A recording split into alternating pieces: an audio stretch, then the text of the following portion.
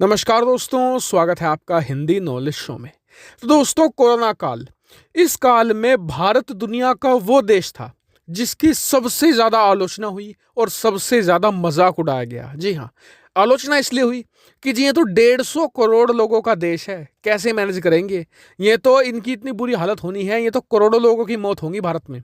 ठीक है, और मजाक इसलिए बनाया गया कि जी इन्हें पैदा क्यों करने चाहिए थे इतने आदमी। इस तरीके की भद्दी बातें करी गई। इतना ही नहीं, भारतीय इकोनॉमी को लगातार निशाना बनाया गया कि जी भारत की इकोनॉमी तो गई, डूब गई। ये कहते थे ये तो सुपर पावर बनेंगे, ये तो जो है वो भी नहीं रहेंगे, इनकी हालत बहुत ज्यादा खराब होने वाली है। लेकिन आपको याद होगा, मेरी आप पिछले साल की मार्च से लेकर अब तक कोई भी वीडियो उठाकर देख लीजिए जो मैंने इकोनॉमी के बारे में बताई है, उसमें मैंने हर एक में कहा है कि आप बस सब्र रखिए, इंतजार रखिए। भारत और भारत की अर्थव्यवस्था और भारत के लोग सभी को जवाब देंगे। आज वो ही आईएमएफ है, आज वो ही वर्ल्ड बैंक है जो कभी कहा करता था कि जी भारत तो कोरोना से लड़ ही नहीं सकता, भारत के पास फैसिलिटी ही नहीं है और भारत यहां पर दुनिया पर बोझ बनकर रहेगा। लेकिन भारत ने सभी को करारा जवाब दिया है। आज आईएमएफ की तरफ से 3 बयान आए हैं और ध्यान से सुनिएगा तीनों बयानों को। सबसे पहला बयान आप स्क्रीन पर देखिए। आईएमएफ ने कहा है कि भारत कोरोना से निपटने में दुनिया में सर्वश्रेष्ठ है।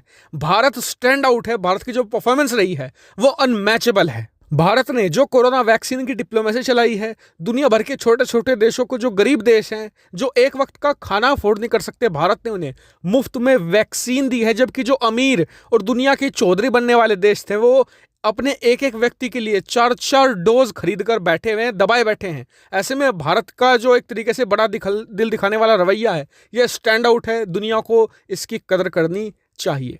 अब सोचिए, यही आईएमएफ है। आप इसी के मार्च, अप्रैल, जून के जो अगर उठाकर देखेंगे बयान, क्या कहता था कि भारत तो दुनिया पर बोझ बनेगा, दुनिया को बचाना होगा भारत को। लेकिन आज भारत दुनिया को बचा रहा है। तो ऐसे बयान सुनने के बाद मुझे हमेशा एक जो चीनी राष्ट्रपति थे, डेंग शाओपिंग, भले ही चीन हमारा दुश्मन हो, लेकिन उनके राष्ट्रपति की एक कोट है जो मुझे बहुत पसंद आती है, आपको भी आएगी।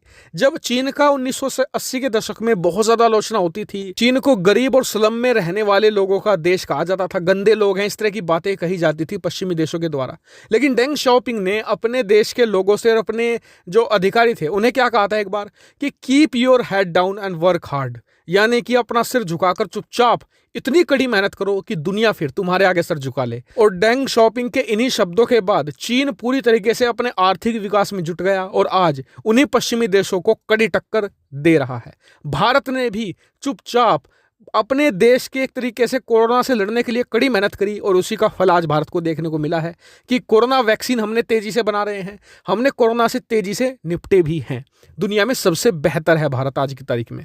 अब चलते हैं दूसरे बयान की तरफ। दूसरा बयान है आईएमएफ का ही, स्क्रीन पर आप देखिए। आईएमएफ ने एक बार फिर से कहा है कि भारत की जो पॉजिटिव आर्थिक ग्रोथ है वो दुनिया के लिए वरदान बनेगी और दुनिया के लिए एक पॉजिटिव न्यूज़ है, क्योंकि भारत बढ़ेगा तभी दुनिया बढ़ेगी। और साथ ही कहा है कि भारत 100% न सिर्फ पॉजिटिव ग्रोथ से बढ़ेगा बल्कि 11.5% की पॉजिटिव ग्रोथ भारत की रहने वाली है। आप खुद जानते हैं कि भारतीय अर्थव्यवस्था की पिछले 6-7 महीनों में कितनी आलोचना हुई है, लेकिन हमने बाउंस बैक किया है अपनी कड़ी मेहनत से और भारत के एक दृढ़ निश्चय की वजह से। वहीं तीसरा बयान भी वर्ल्ड बैंक की तरफ से आया है। उन्होंने भी भारत की जो पॉजिटिव ग्रोथ है उसे दुनिया के लिए एक वरदान की तरह ही एक तरीके से प्रमोट कर रहे हैं। साथ ही भारत की जो वैक्सीन डिप्लोमेसी है उसको लेकर भी दुनिया भर में अब पॉजिटिव इंपैक्ट आने लगा है। वो पश्चिमी मीडिया जो भारत को सपेरों का देश बताते थे, आज भारत को बड़ी इज्जत के साथ देख रहे हैं कि भारत ने छोटे देशों की कैसे आगे बढ़कर मदद करी है। तो इन तीनों ही खबरों पर आपका क्या व्यू पॉइंट है, कमेंट करके जरूर बताएगा। और हाँ, चैनल को सब्सक्राइब अभी तक नहीं किया है तो कर लेना और वीडियो को शेयर भी करना। Thank you for watching video.